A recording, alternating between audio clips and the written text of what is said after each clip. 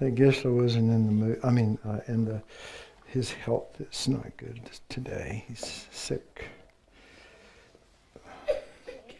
This is not going to work. Oh well. All right. So let's. What do we do now? Prayers. Okay. Seems good.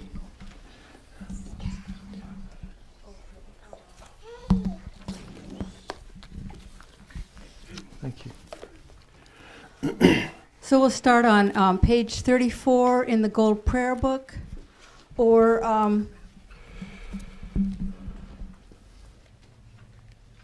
when do we shake hands? this white binder also has all the prayers that we do on Sunday mornings, and you would just go to the first page that has text in there. And we will start on page 34 with Shakyamuni Buddha's mantra, which we will say 3 times. So by the way, this mantra, all the teachings of the Buddha have been distilled into this mantra. So when you say this mantra, you're basically taking the distillation of all the Buddha's teachings and putting that imprint on your mind. So you want to think of it as something very helpful and powerful and beneficial to your mind. Tayata Om Mune Mune Maha Mune Soha Tayata Om Mune Mune Maha Mune Soha Tayata Om Mune Mune Maha Mune Soha. And now we will say the Medicine Buddha stanza followed by the mantra 7 times. Bhagawan with equal compassion for all, whose name when merely heard dispels the suffering of the lower realms, dispeller of disease and the 3 poisons, I prostrate to Medicine Buddha, lapis light. And we'll start really slowly with the mantra and then speed up a little bit. Again, this is another one of these mantras that particularly has a healing effect for those of us with medical conditions, but also lots of people all over the world. It benefits our mind to be able to help others in that way. Okay. Teata Om Bekanse Bekanse Maha Bekanse Bekanse Raja Samudgate Soha. Teata Om Bekanse Bekanse Maha Bekanse Bekanse Raja Samudgate Soha. Teata Om Bekanse Bekanse Maha Bekanse Bekanse Raja Samudgate Soha. Teata Om Bekanse Bekanse Maha Bekanse Bekanse Raja Samudgate Soha. Teata Om Bekanse Bekanse Maha Bekanse Bekanse Raja Samudgate Soha. Teata Om Bekanse Bekanse Maha Bekanse Bekanse Raja Samudgate Soha. Teata Om Bekanse Bekanse Maha Bekanse Bekanse Raja Samudgate Soha. And now we'll go down to the 4 immeasurables, which we will say 3 times in English. And it's good to think a little bit and take it a little bit slowly and think about what we're actually wishing here. May all sentient beings have happiness and the causes of happiness. May all sentient beings be free from suffering and the causes of suffering. May all sentient beings be inseparable from the happiness that is free from suffering. May all sentient beings abide in equanimity, free from attachment for friends and hatred for enemies. May all sentient beings have happiness and the causes of happiness. May all sentient beings be free from suffering and the causes of suffering.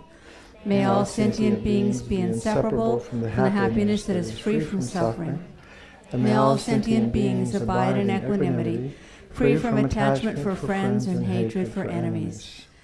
May all sentient beings have happiness and the causes of happiness. May all sentient beings be free from suffering and the causes of suffering. May all sentient beings be inseparable from the happiness that is free from suffering. May all sentient beings abide in equanimity, free from attachment for friends and hatred for enemies. And now if you'll turn the... Let me say something about that. So the first stanza, may all sentient beings have happiness and the causes of happiness, is immeasurable. That's the definition of immeasurable love. The second stanza is may all sentient beings be free from suffering and the causes of suffering, is the definition of immeasurable compassion. Then the next line, inseparable from happiness that is free from suffering, is immeasurable joy.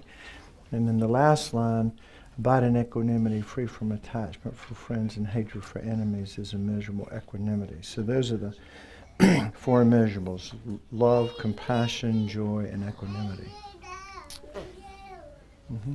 Okay, and now if you'll turn the page, and at the bottom of page 37, we'll chant Chenrezig's mantra 8 times and Green Tara's mantra 7 times. Chenrezig is the Buddha. We have images of thousand-armed Chenrezig, and we think of Chenrezig is the manifestation of compassion, and then Amtari Tatari. That's Green Tara. She's the manifestation of compassionate actions. So these are all. So saying these mantras and the vibration affects our nervous system and our mind, and it helps us develop compassion and the compassionate action. That's the purpose, the benefit of saying these mantras. Om Mani Padme Hum. Om Mani Padme Hum. Om Mani Padme Hum. Om Mani Padme Hum. Om Mani Padme Hum. Om Mani Padme Hum. Om Mani Padme Hum. Om Mani Padme Hum. Om Tari Tu Re So Ha.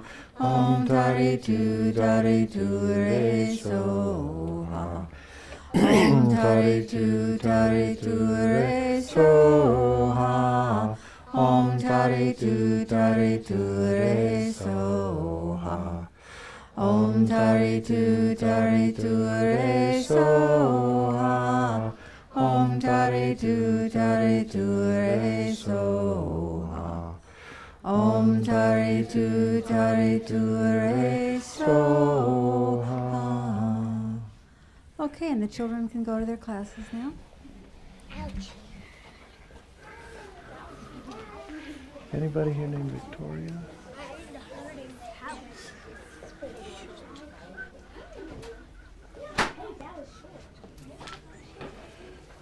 Hi. Man, I think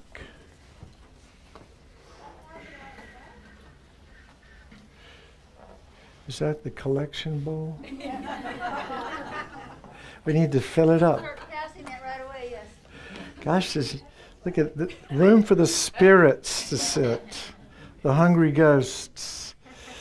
Oh well. I'm only talking to the first 2 rows. For the rest of you, anyway. Okay. So now, the next step is to turn to a couple of people around and introduce yourself, particularly people that you might be afraid of, or that you don't people you don't know particularly. Introduce yourself, and you know, you could do that. What did they do in Catholicism? May peace be with you, or something. You could do that even, or you could say a mantra to them, or whatever.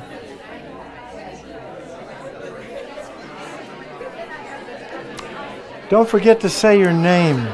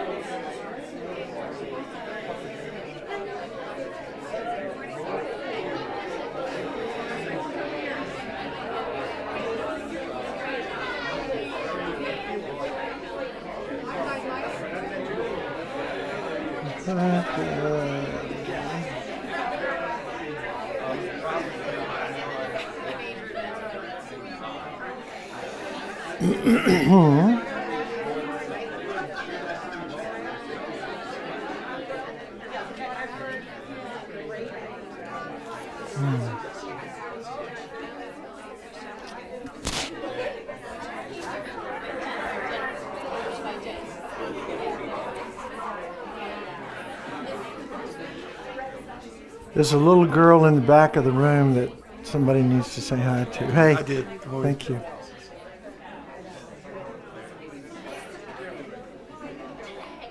Wearing that cold shoulder shirt.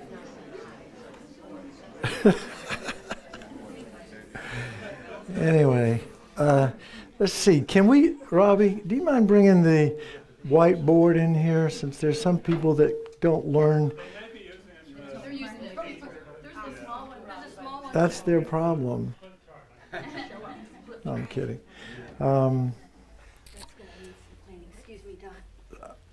Anyway, it's nice to have something to write on, because we can't remember things, can we? And some of us are visually minded. You know, we learn by looking. We don't learn necessarily by just hearing. And so I'm all about writing things down. Now that looks good. That's a good start. This right there is good. Now, if you don't mind staying here and writing while I come up with things to say. So, you know, I tried to get Lama Zopa to help us, you know, when we were at the Light of the Path retreat. By the way, I'm Don Brown. I've been involved with Kadampa Center for a long time, and in fact, I'm teaching a class now called How to Develop Bodhicitta on Monday nights, but this is kind of part of that class, so it's not that. For those of you, it might be some repetition here, but when I go back to what I was saying, Robbie, there's nothing to write with. There's no eraser. Anyway, whatever. So it's dirty. Merely labeled dirty. Okay.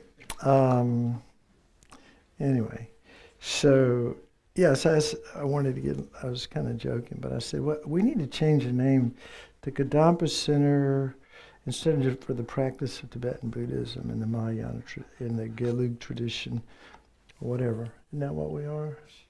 Yeah. I think so.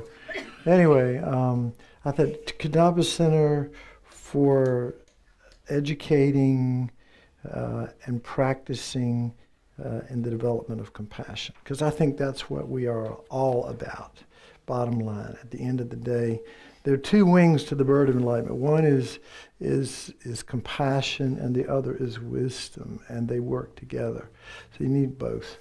And compassion is not what we think it is, I'll bet. You know, we don't automatically develop compassion. I mean, when you see these pictures of these children in Somalia or in these African countries in particular, you know, that have protein malnutrition with swollen bellies and orange hair and flies all over them, and they're dying, you know, your heart goes out, right? You feel something. And then they ask you for money, you know, because they know that touches your heart. But compassion's really has to do, the kind of compassion that we're looking at developing here. Well, let me say this. If a lot of people here have issues with our current president, right? So if you hear that he's sick or having a bad day, you tend to go, yeah, you know? It's not like hearing or seeing suffering causes compassion to arise, right? It doesn't happen that way. It's only when we feel connected to people, or in animals, or insects, or who knows what. We talk in Buddhism about beings of the 6 realms, right? We can only see the animal realm and the human realm, but we talk about this vast expanse of sentient beings, and we right now we pretty much only have compassion for the people that are near and dear, right? And the people that we don't care about, or we read about 500 people dying in a boat accident in Bangladesh. We go, oh, that's sad. I mean, that's too bad. We don't feel any particular compassion for those beings. And then the people that we dislike, we actually rejoice often in their difficulties. So we need to find the attitude that we're looking for in Buddhism to develop is called universal compassion, which is basically excludes no one. It embraces not only the people that we love, and I'm distinguishing love from attachment, although they go together for most of us, the people that we love, the people that we don't know, the so-called strangers, which is the vast majority of living beings, and then the people that we feel aversion toward. And sometimes we use the word enemies, but we're far too sophisticated to use the word enemy. I don't have any enemies. There's some people I really dislike, though. Like my boss, or somebody that annoys me at work, or just anybody that you see them and you just naturally have. Could be a spider, if you wanted to work with some animal, but or cockroach, But actually, there are people that we do when we see them, and instantly we feel some aversion toward them. At least today, maybe tomorrow, next week, we might develop more of a sense of connection. Different things could change, right? These relationships are always in a state of flux. So anyway, compassion is the goal, and we need to understand what that means, and we need to. And I'm gonna.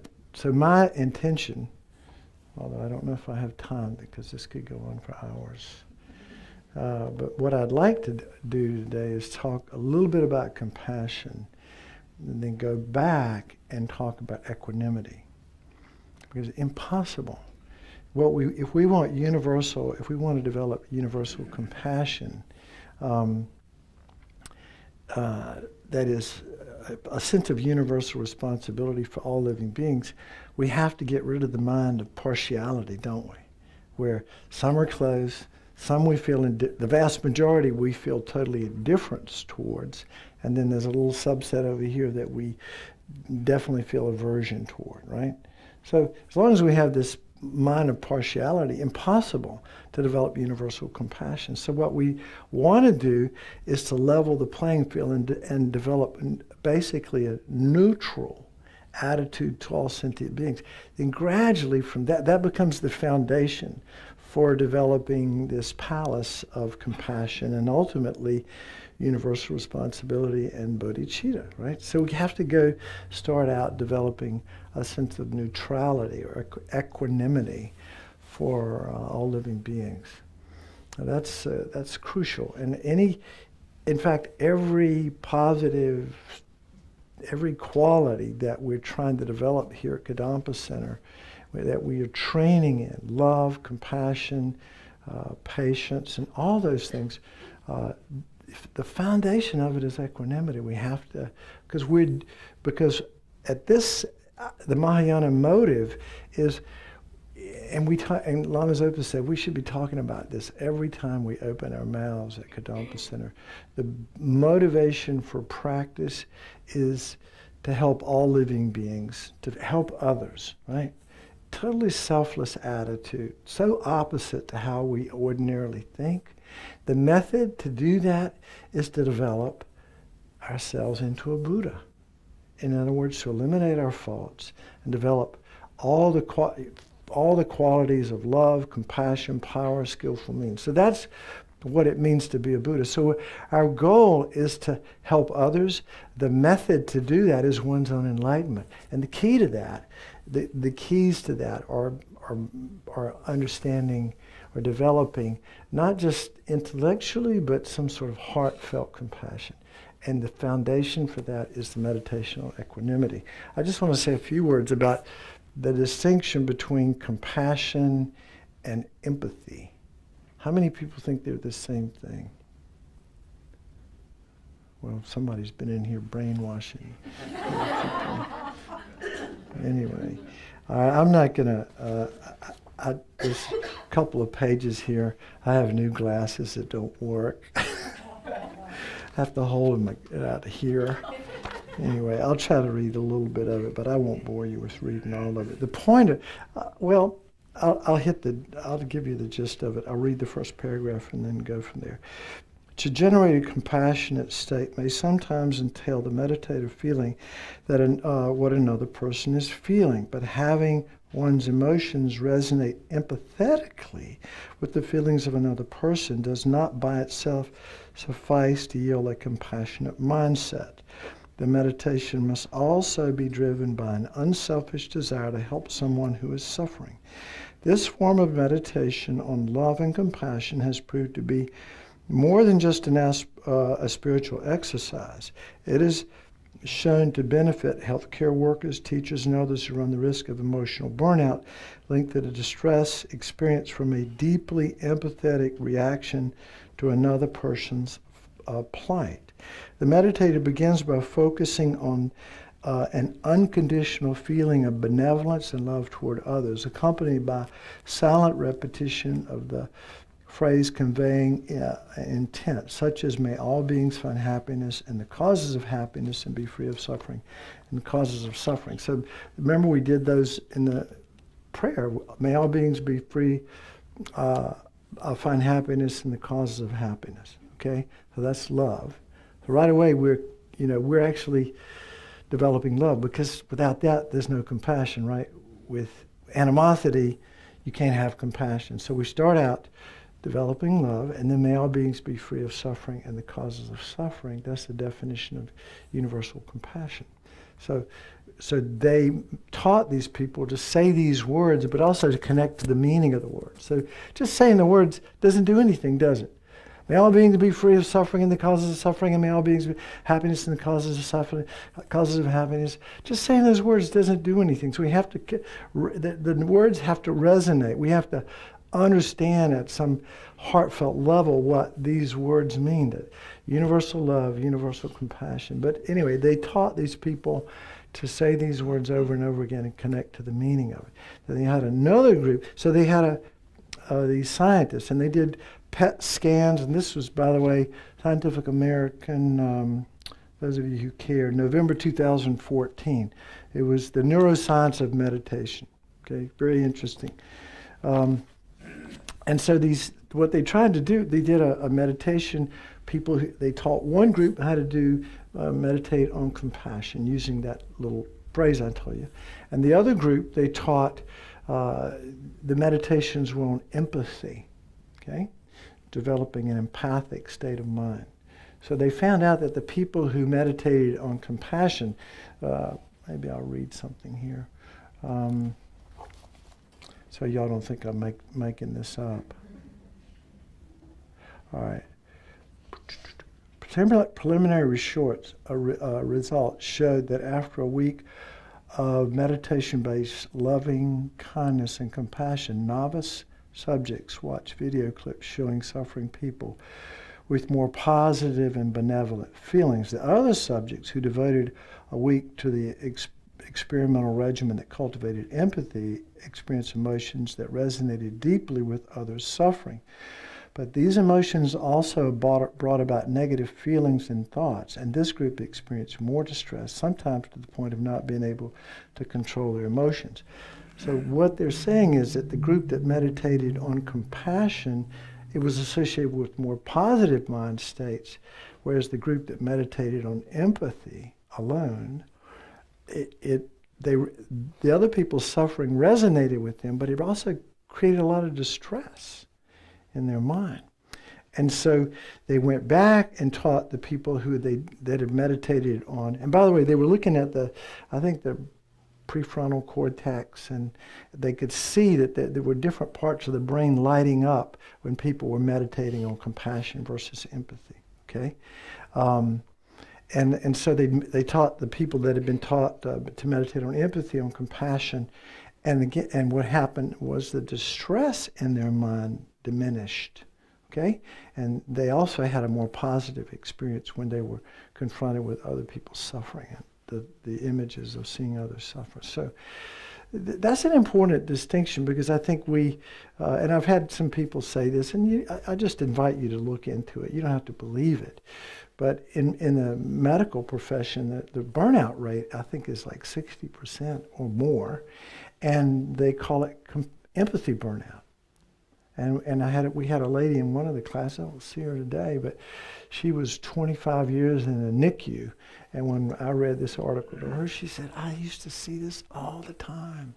It was so true. It was true amongst the caregivers, but also the parents, who empathize so deeply with their children's suffering that they weren't able to actually be much help. So compassion is what we're shooting for. That's the target in Buddhism. Empathy seems to me, there's a moment where we do empathize with people's suffering. I mean, I think that's important that's how we recognize suffering, isn't it? As we go, well, that's why, if I was in that situation, I'd be suffering. But we don't stop there. We go the next step and wish them to be free of suffering and the causes of suffering. So, any questions so far? Any doubters? Yes? You want us to write it on the board? We'll do that in a minute. There is a distinction there. It's streaming, so Do you want us to write it on the board? I just asked if you wanted me to write it on the board or someone. In a minute. Thank you for sharing. We have a little participation here. I have Please, a comment. go.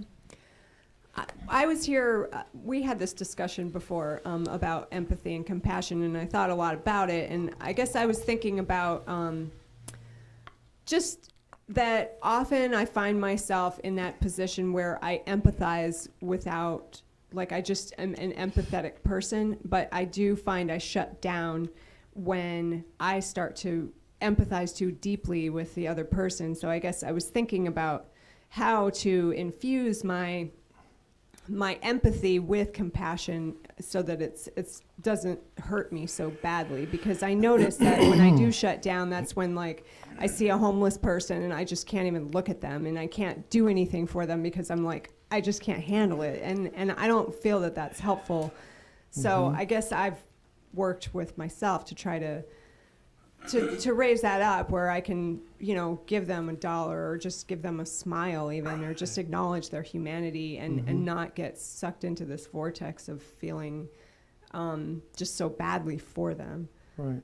So. Well, that's what this is about, isn't it? It's how to develop compassion and to take it the next step, because compassion, may they be free of suffering and the causes of suffering. So there's more of a activity mindedness to it. And actually the way from the Mahayana perspective is sort of like hang on a minute, I'm going to read Jeffrey Hopkins here because he says it better than me. There are 3 forms of compassion according to the subjective aspect when compassionate consciousness, what the compassionate consciousness is doing. The first perspective, how nice it would be if all beings were free from suffering and the causes. So that's a good start, isn't it? we could actually think that way. We could do this meditation, envision somebody that's suffering, that we care about. Yeah. The second is the perspective, may they be free from suffering and the causes of suffering. So that's more active.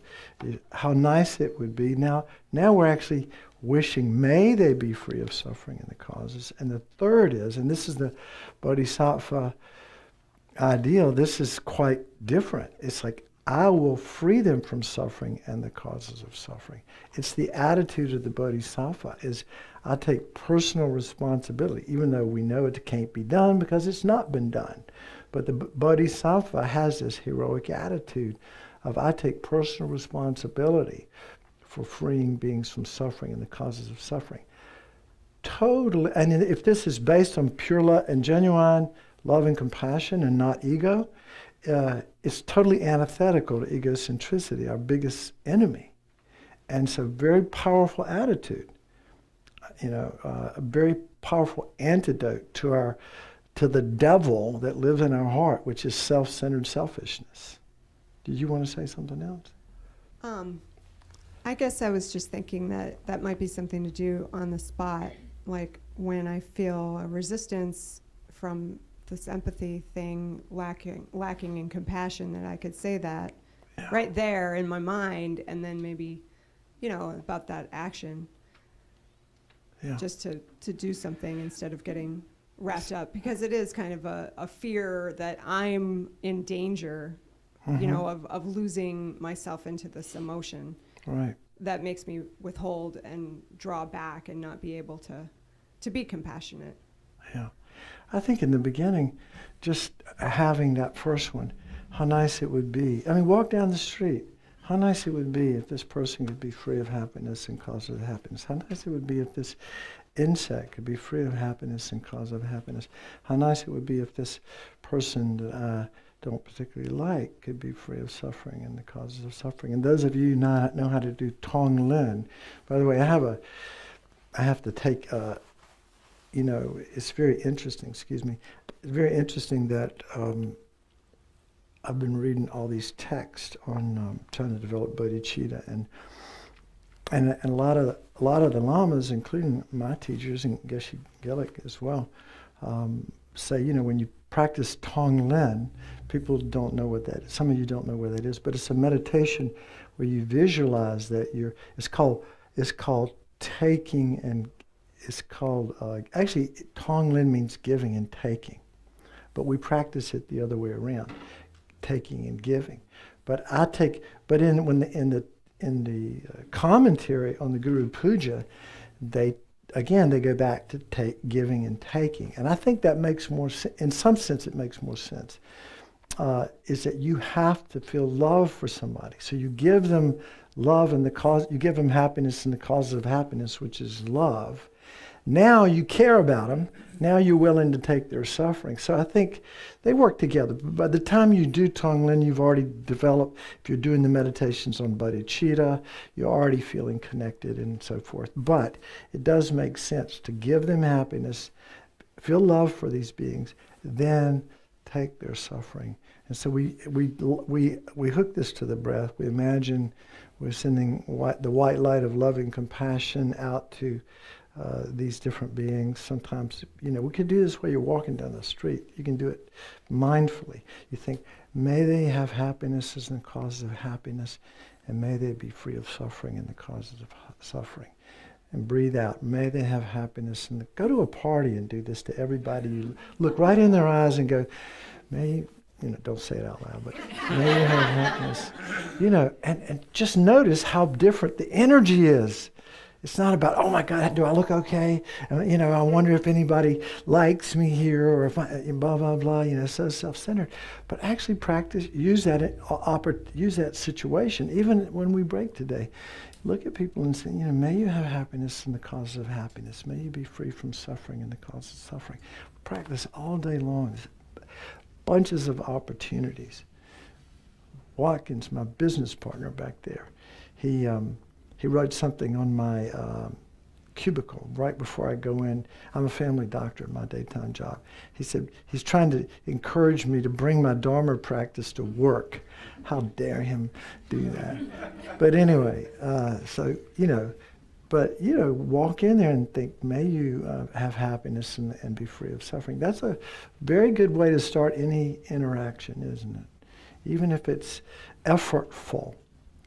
Eventually, we want to develop effortless love and compassion, not have it be so effortful, but that's what we're talking about. So anyway, any questions so far? I wanted to leave some time to do a meditation on equanimity. So we have plenty of time. We got some time anyway. What time do I have to quit? About 10 to 12. Okay. All right. So anyway, there are three different types of equanimity that we talk about. It's something that we're aware of. The first one is it's called equanimity of feeling, and we're always having feelings, right?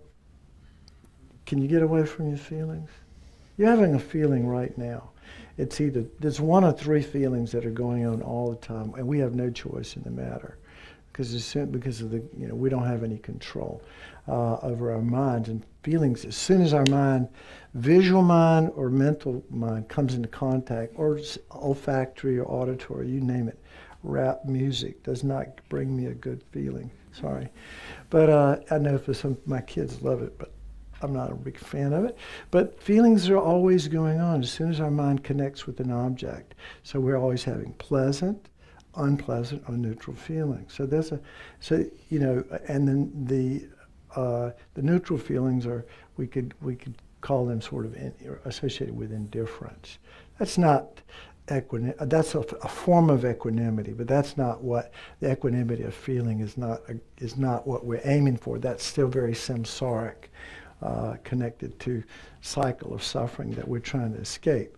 Then the second is an equanimity of I can't think of the name of it, but anyway, it has to do with in meditation, particularly when we're trying to develop calm abiding. There's a point at which the mind is like completely free of attachment and aversion, and it's an advanced state of meditation where you feel totally equanimous. And that's all good and well. And that's what we need to get there, so we can have a more powerful meditation on this universal equanimity that we're trying to have for all sentient beings, which is the third kind of equanimity. So that's what we're shooting for, is this equanimity that excludes nobody.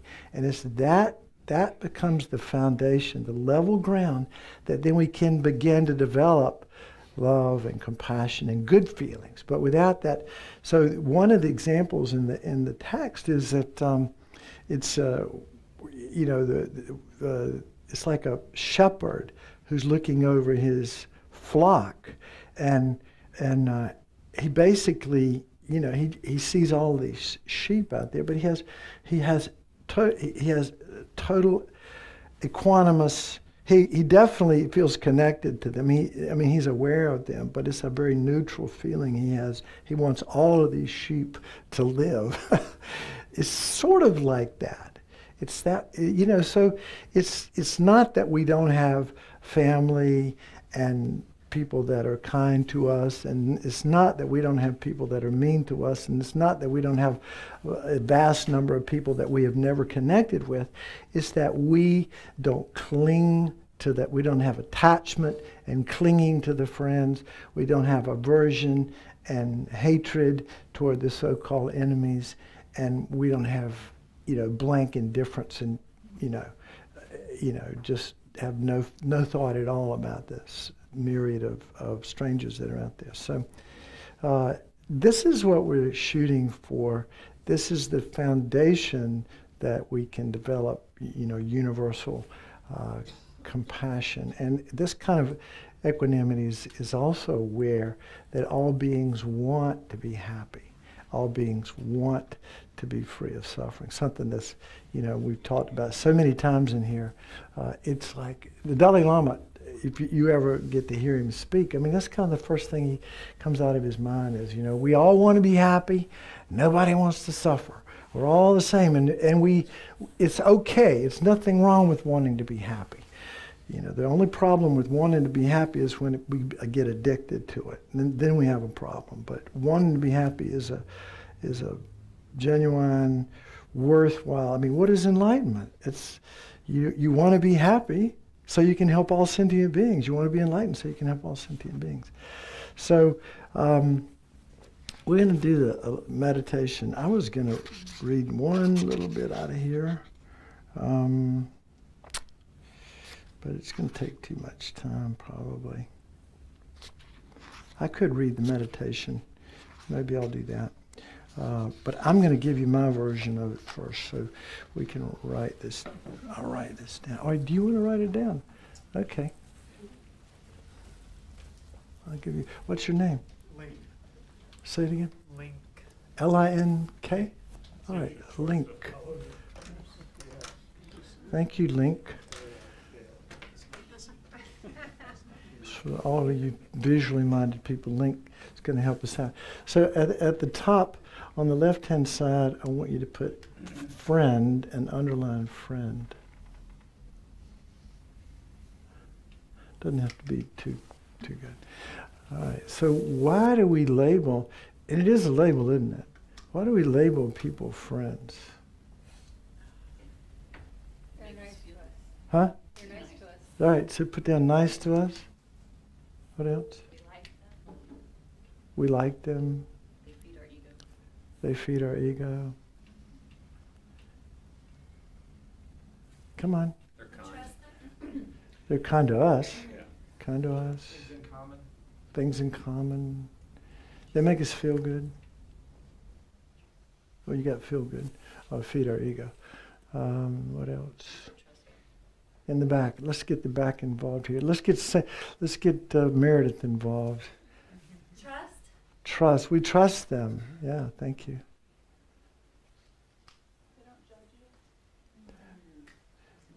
They don't judge us, we think.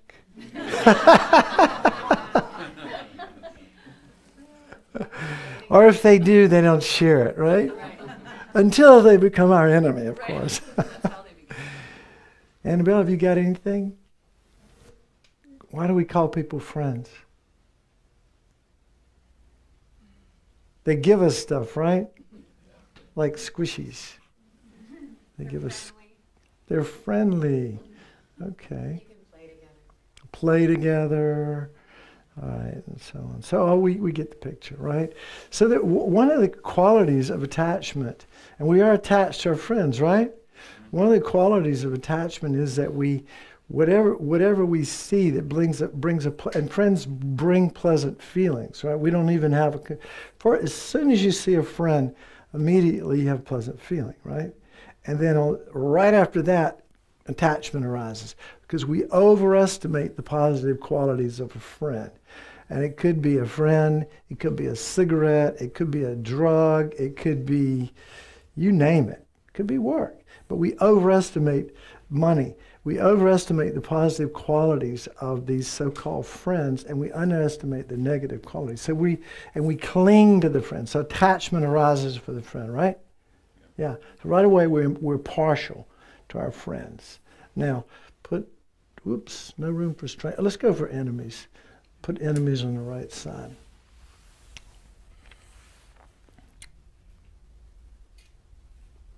What do we call, what is it about people that ends up, again, we're too sophisticated to use that word enemy. And mentally we go, well, I don't like him, or whatever, but we could use the word aversion, whatever. So what are some of the things that make us dislike others, that label? Now get this point. The point is, it is a label, isn't it?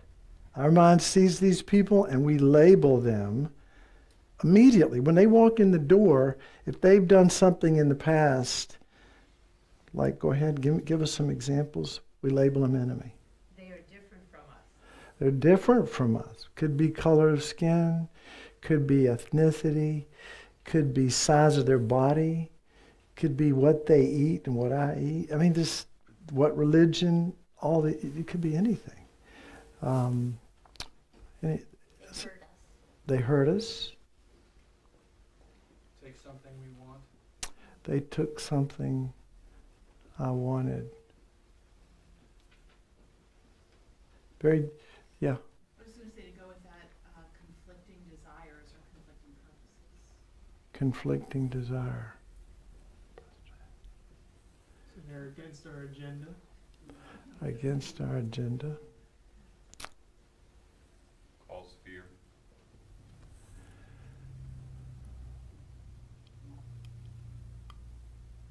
Eh, They're unfair. they're unfair. Their intent for us may be harm. Yeah. They intend to harm us. Judging. They're judgy. We're aware of their judgment. They judge us badly or something. Yeah. They might be mean. Yeah, mean, bullying, something like that. They treat others mean. Yeah, mean to others. That's a good start.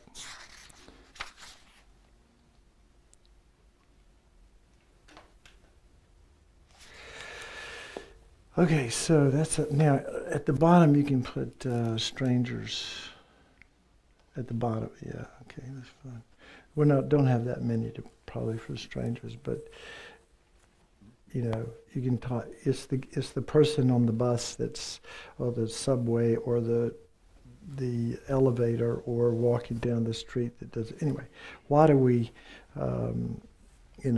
What is the experience with strangers? It's indifference, isn't it? So why do we feel that way? Their lives don't appear to affect us. Mm-hmm. So their lives, they don't affect me one way or the other, right? You could just say, what's another way to say that? I think that's good. Just say, No apparent connection. no apparent connection is good. We don't know their issues yet. Yeah. We're indifferent because we don't know we don't know anything about them. Pardon? Don't know them, don't care, got other things to worry about. Yeah. Don't know them, don't care. I got other issues. There's something also about like how you'll probably never see them again. Like they're just you see them and then they're gone forever, and there was no Not attached. so Yeah. I guess no connection. No Right. attachment. Right. Not worth investing time in. Mm-hmm. Just no, the feeling is neutral. There's no feeling, there's no attachment or aversion, just neutral feeling. A big deal, So it's the feeling of the neutral feeling that we were talking about, which is not helpful. Okay, I think those are good starts. All right, so. Yeah. So we can see there's a lot of our mind, as long as our mind is pervaded by partiality, where we're labeling, friends, enemies, and strangers, and those labels are fixed, aren't they? This is like, when we see the friend, it looks like the friend is coming from where? Where's the friend? Is the friend out there, or the friend in my mind, or both?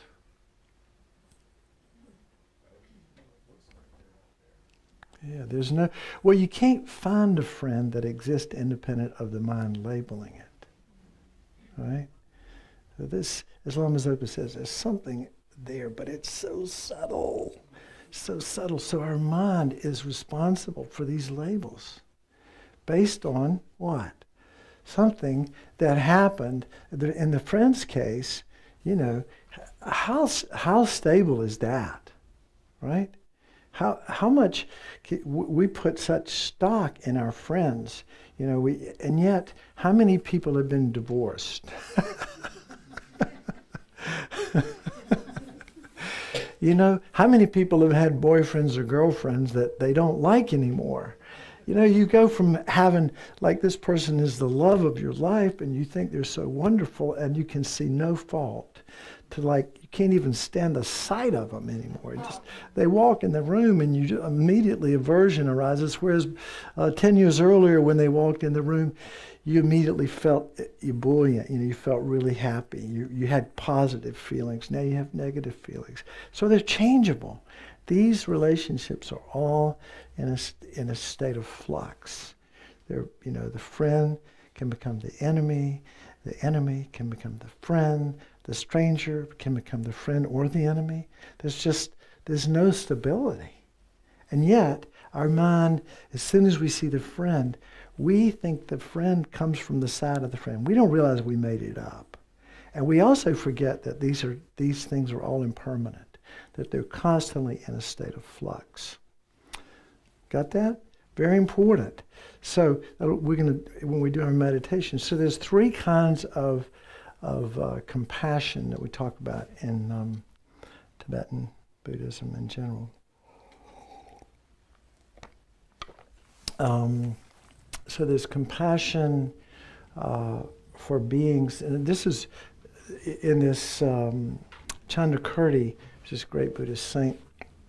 I wrote this down and memorized it one time, but I've forgotten it. But the first one is compassion, which is qualified by suffering.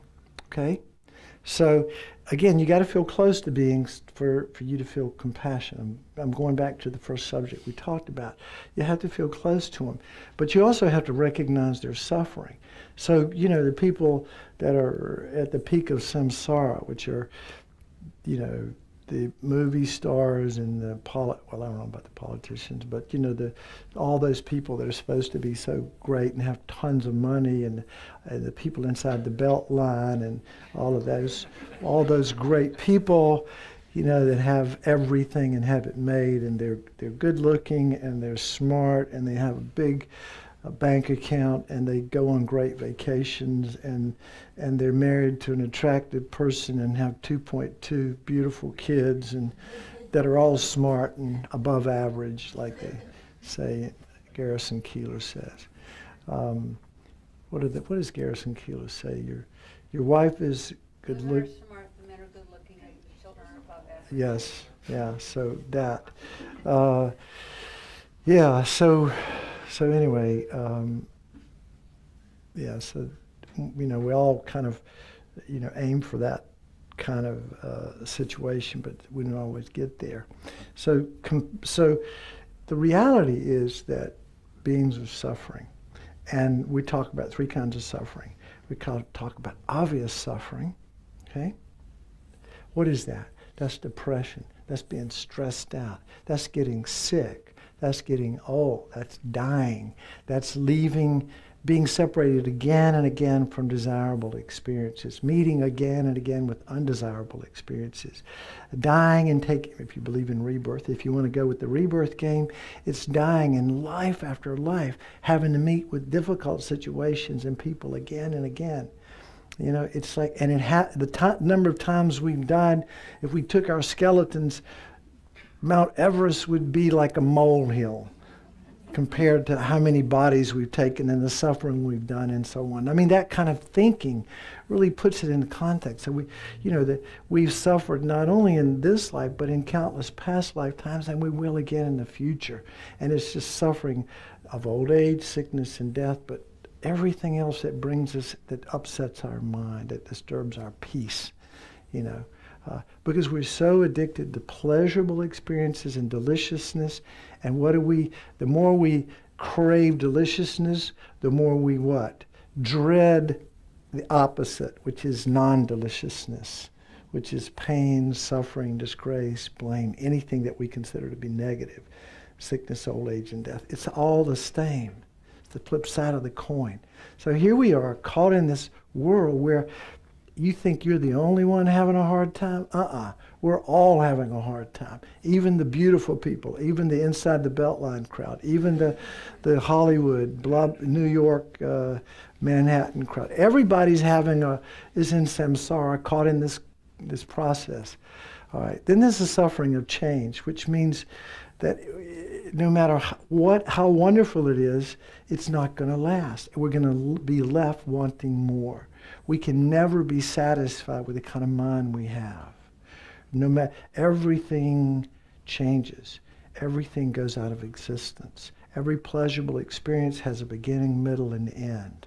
And we left craving, wanting more of that. And every unpleasant experience, thankfully, has a beginning, middle, and end. And we're left craving to not experience that again.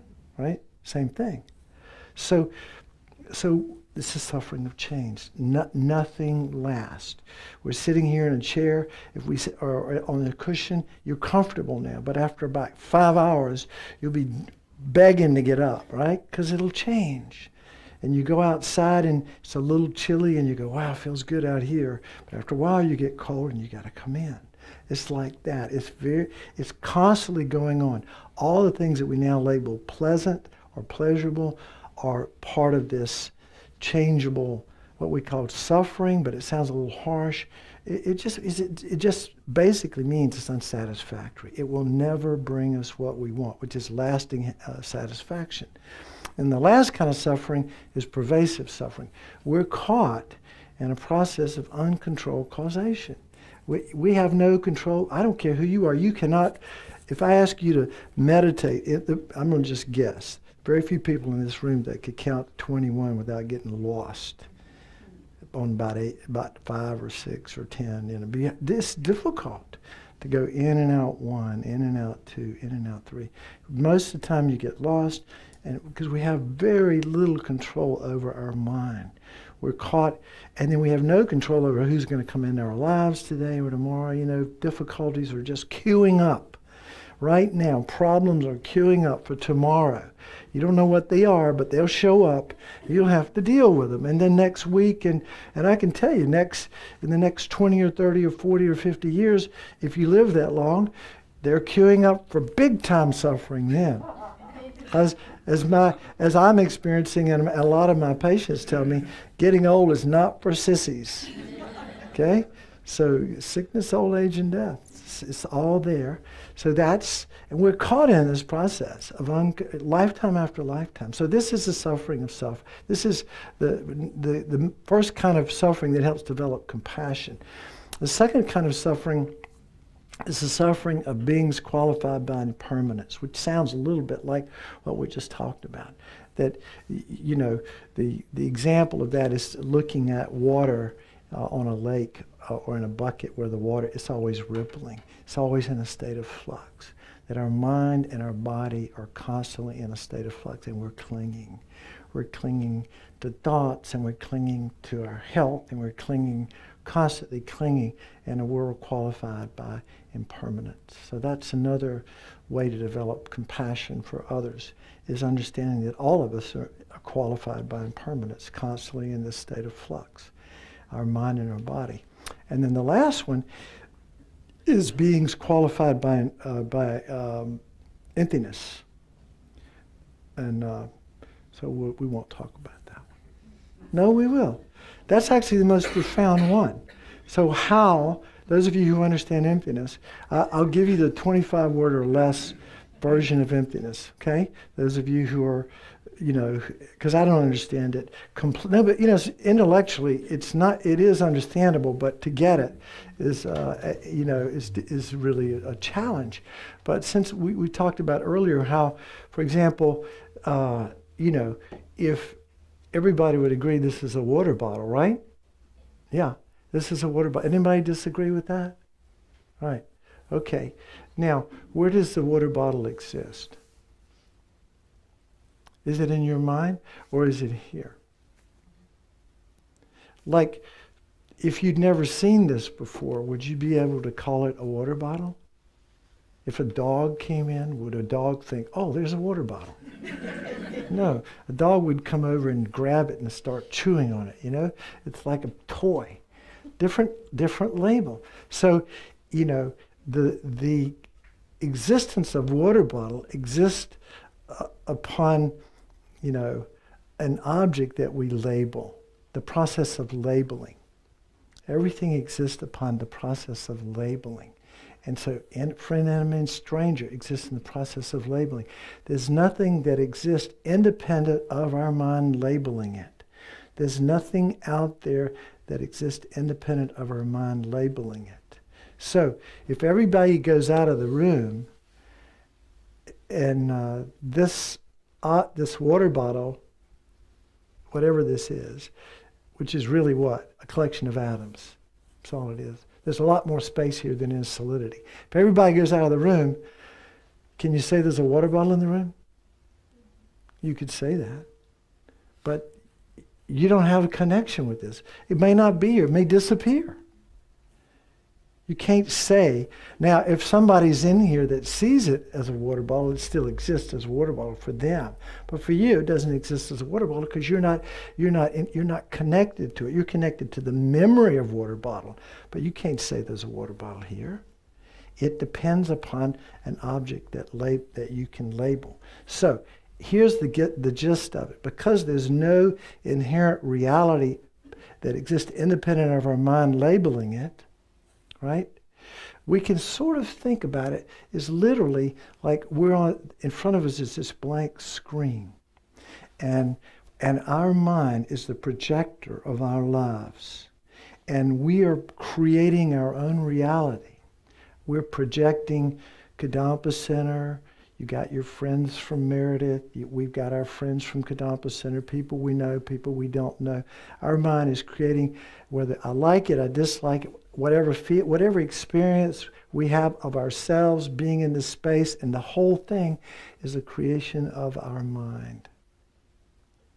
It exists independent upon the object that we label, but it's a creation of our mind. Our mind is, and where does the projector come from? Where do the frames come from?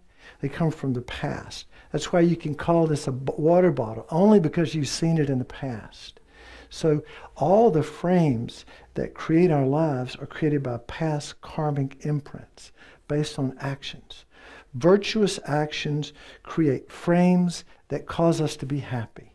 Non-virtuous actions that harm others and ourselves create frames that cause the projector to create us, see ourselves as suffering. So what do you want to do? You want to be happy? Be virtuous. Not because not because God said so, or the Buddha said it was a good idea, or that's what they... No, that's how reality is constructed. It's constructed. It makes sense to practice virtue and not harm others, because that's the cause of our own happiness. It's practical. And if you want to suffer, just follow your egos, follow your self-centered mind. Do whatever feels good when you want to do it, no matter how it affects anybody else. Just go with it and find out where you end up. We all know where you end up. You end up suffering. We can see that even in this lifetime. Selfish, self-centeredness causes suffering. So again, if we want the frames to project, because the reality is empty, if we want our world to be a happy one, it all ties back to karma and ethics. That's how the world is constructed. And so how does that lead to compassion? How does understanding emptiness cause us compassion to rise? Anybody? There's no difference between you or anyone else outside of the mind. But how does that cause compassion to arise? From my understanding, that once you understand emptiness, you understand the interconnectedness of reality. Okay, now how does that cause compassion to rise?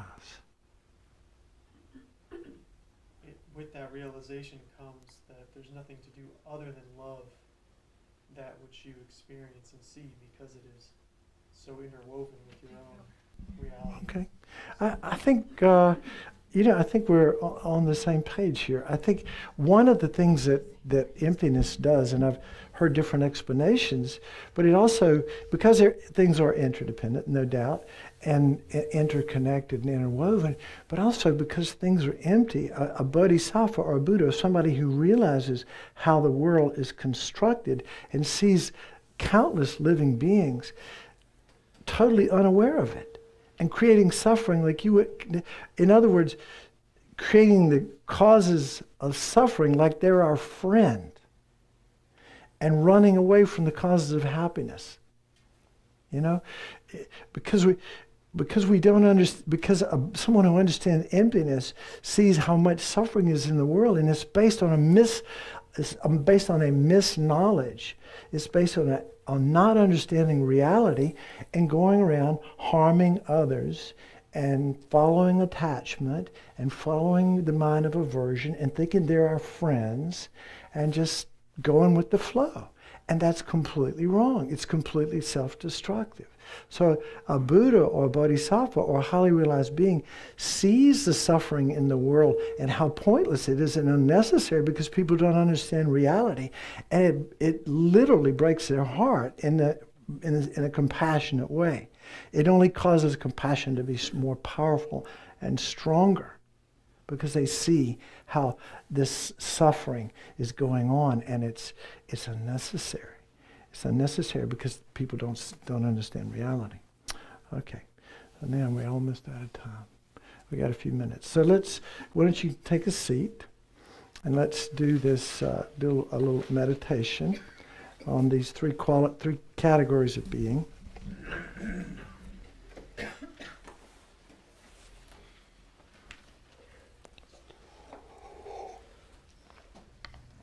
If you need to stretch your legs, just feel free to do that.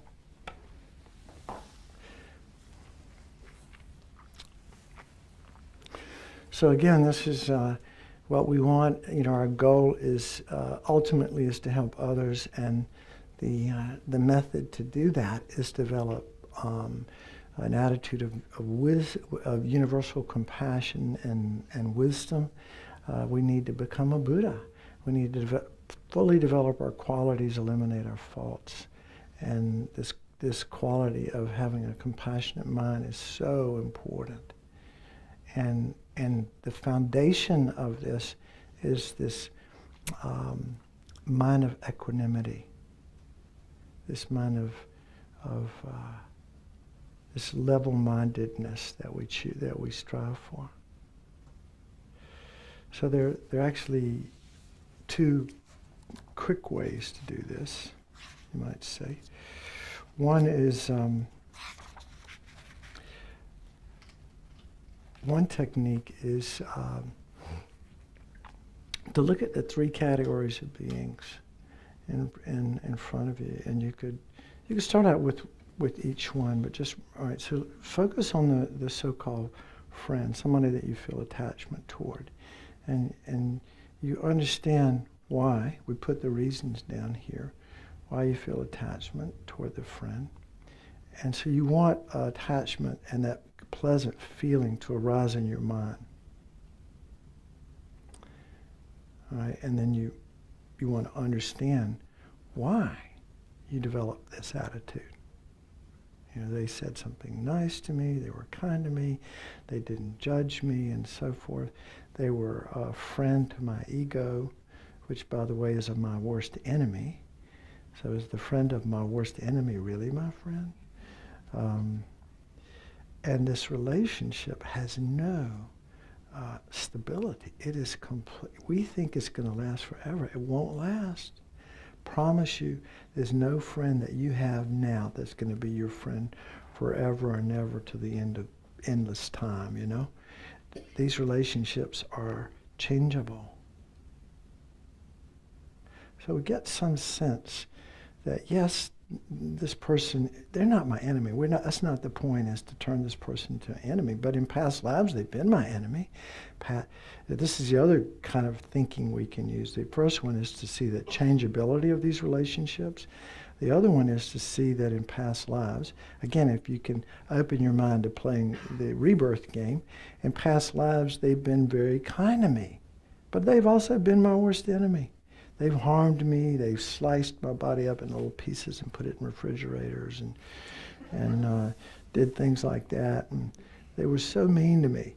But in this lifetime, few nice words, they were kind to me.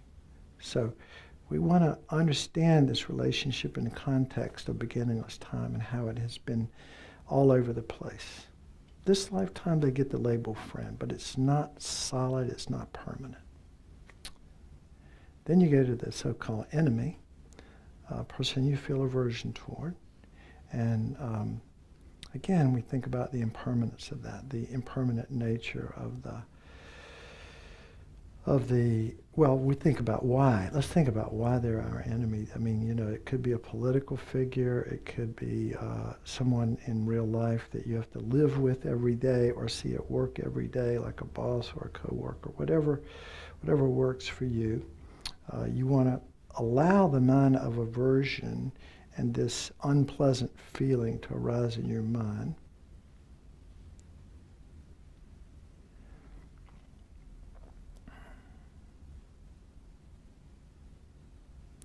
And then be aware that this is not permanent either. This relationship is subject to change. It's just the label based on the things that we wrote up here. Something happened that set it off in the wrong direction. They started out as strangers, by the way. Everybody did. They started out as strangers, but they quickly moved into the category of people that we feel aversion toward. And we have a reason for it. All those reasons, very, very egocentric reasons, like he or she harmed me. They did something bad to me. It's all about me and my ego and how I interpreted this. But this is changeable. This relationship is subject to change. Could be. And while you're looking at this person, you want to think about how it's changeable, and so you can let go of this clinging to aversion that is harming you. You have to think about this. This harms you more than it harms the person. Long after the person's dead and gone, you know, this aversion that you feel has planted imprints in your mind that can cause you to suffer for a long, long, long, long time to come. Okay? So you need to know that. Aversion harms you in the moment, harms you in the future. And you can take strong action against anybody without being motivated by hatred and aversion. You can be motivated by compassion, actually. Understanding this person acts the way they do because of delusions, just like you do, just like everybody else does. They're delusional. Okay? All right, so you see that that's a changeable relationship. Just a few kind words. All of a sudden, that person could be over in the category of friends. Well, we all have friends that we grew up with. We don't even see them anymore. They're strangers now. Wouldn't even recognize them. Right? So this is changeable. And then in past lifetimes, this so-called enemy has been as dear and kind to us as our mother, as our family members of this lifetime. So we think about it that way. And the point is you work with whichever technique is helpful for your mind until you can let go of that mind. Bring this image of this person that you feel aversion toward at least closer to the point of neutrality. Okay?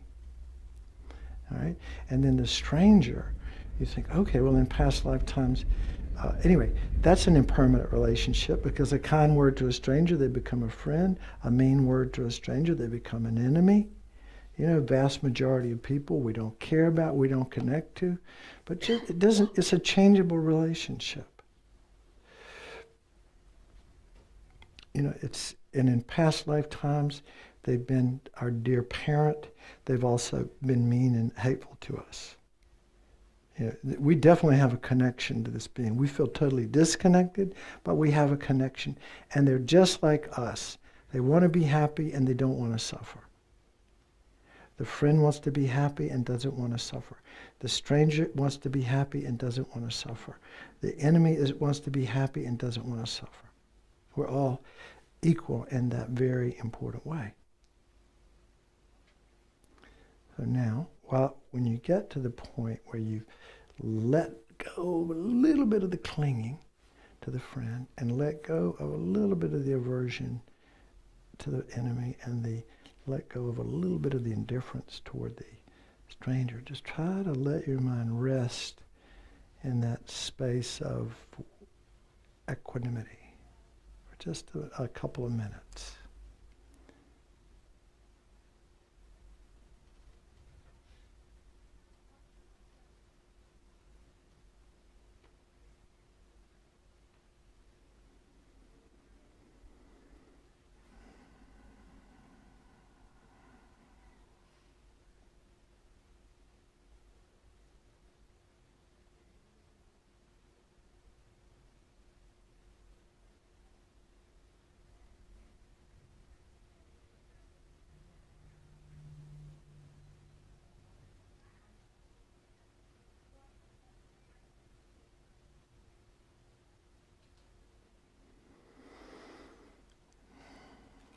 Okay, now bring your attention back in the room and open your eyes. Now, how can we use this in our day-to-day lives? This is such a juicy topic. I did want to read one little piece here.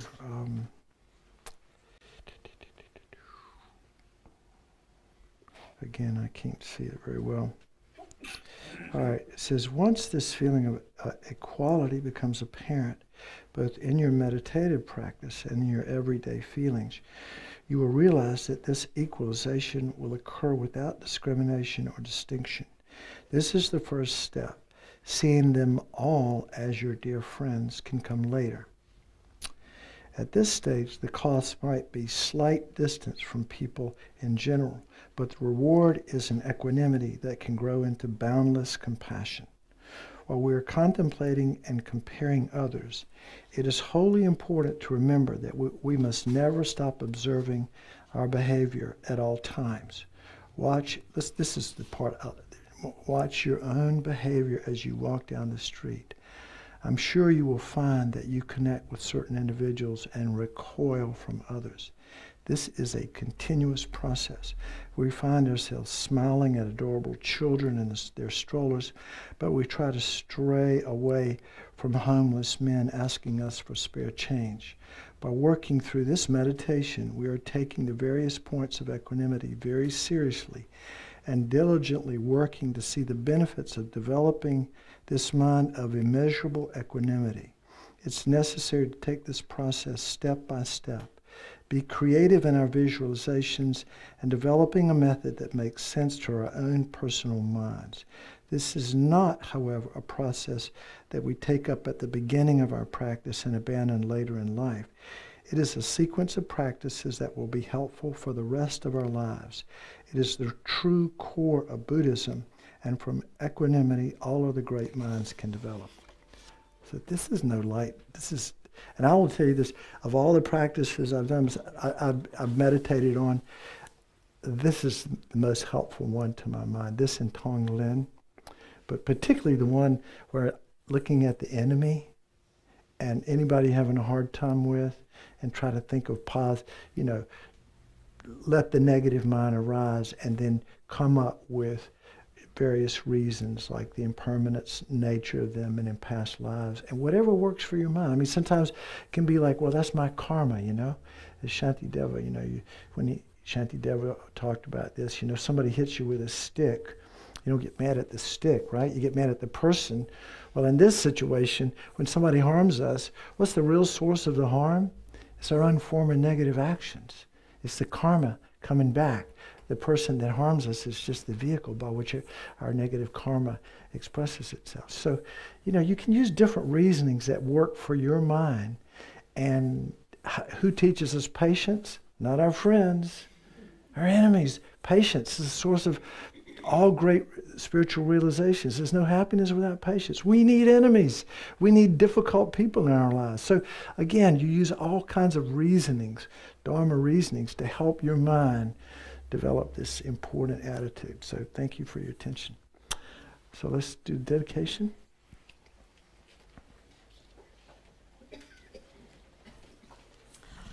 Okay, if you'll turn to page 246 in your Gold Prayer Book, and we'll read Master Shantideva's dedication. By the way, we need to thank Link for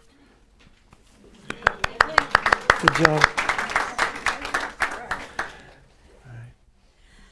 May all beings everywhere, plagued by sufferings of body and mind, obtain a notion of happiness and joy by virtue of my merits. But I'm going to stop and just say, this is a great prayer for what Don has just been talking about for the last hour. It's developing that love and compassion and equanimity toward everyone. Okay, sorry. May no living creature suffer, commit evil, or ever fall ill. May no one be afraid or belittled with a mind weighed down by depression. May the blind see forms and the deaf hear sounds. May those whose bodies are worn with toil be restored on finding repose. May the naked find clothing, the hungry find food. May the thirsty find water and delicious drinks.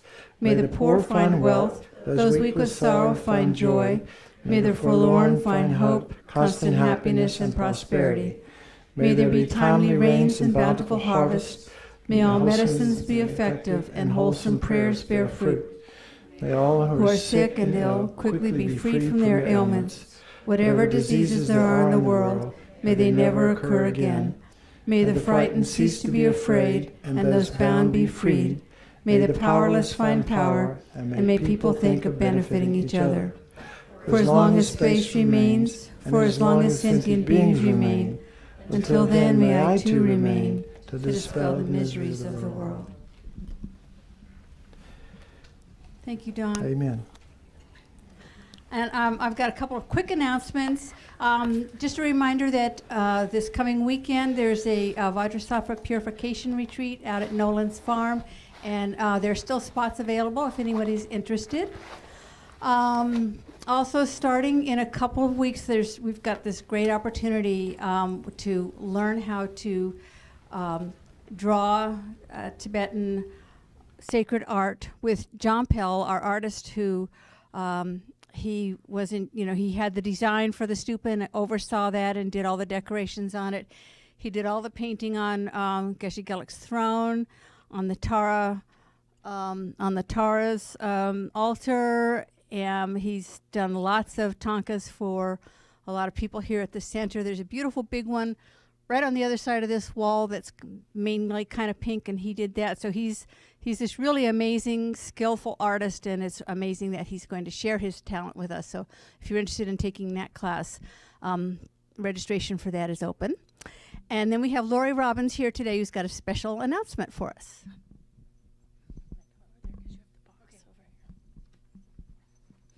Good morning, everyone. I am going to read off my notes so I don't forget anything. I want to share with you an incredible opportunity that Lama Zopa Rinpoche has provided for us to practice generosity and bodhicitta. When we practice generosity, we are applying the exact antidote to attachment, and that's something that Lama Zopa Rinpoche says.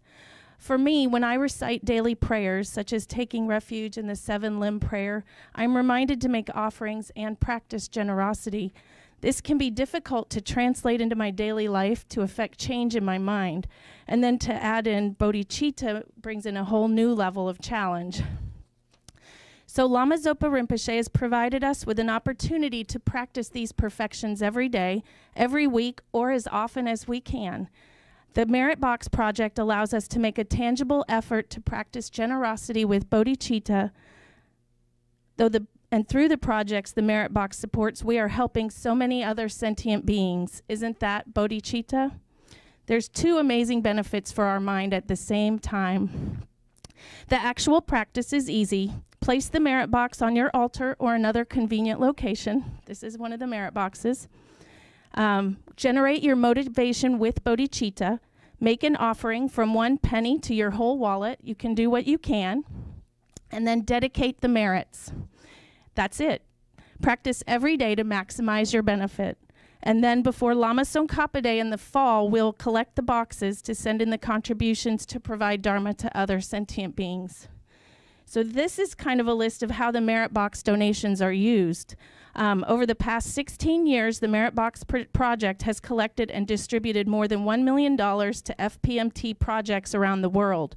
Our own dear Kadampa Center has received extremely helpful grants for 4 of the 5 Light of the Path retreats. Last year alone, we received $8,717 to host the retreat for over 200 people. The grants support some wonderful projects at FPMT centers around the world. In London, a Repaying the Kindness initiative, which brought caring to caregivers through programs like yoga, counseling, celebrations, group trips, and art therapy. And in Australia, they developed a training program for caregivers to provide Buddhist-inspired spiritual care to the sick and dying. Grants have also supported building stupas, statues, and retreat cabins, translating sacred texts, publishing books, supporting Sangha, and providing educational opportunities. So you can see this Merit Box project impacts many sentient beings around the world. Don't miss this amazing opportunity to transform your mind and get your free Merit Box today.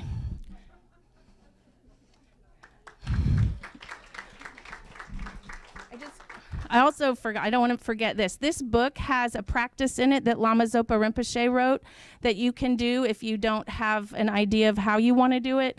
You can use it to support your generosity. So thank you very much. Oh, there are boxes in the lobby right outside by the circular table, right outside in the hall. Do you need them? Thank you. Thanks. That was great. Never had it said so eloquently, I think. That was really helpful. Just so we're doing the Count Me In campaign, and the next one up, the next position up, we'll start with what we still need. So what do we have first? The front desk position, so you can talk to me about if you'd like to be part of greeting people and helping out, and then working on the shed, and then what was the other one? Protocol writer. So we still need 1 or 2 more protocol writers. If you're technical minded, just talk to me. So this week's job we're looking for is just one person to be a kitchen manager, or several. We can make it a team. So once a week to come in, and Friday's like the volunteer bonanza day here. It's quite fun. If we had someone that could come in and just make sure the kitchen looks good for Sunday. It's not a big deal. It's not hard to do. Organize it a little bit, wash dishes if there's anything left, put things away, and make it clean. Yeah, and keep it supplied. Keep everything cooking. Look in the refrigerator and say, wow, it's green. It goes. That's it. So it doesn't require a big skill level.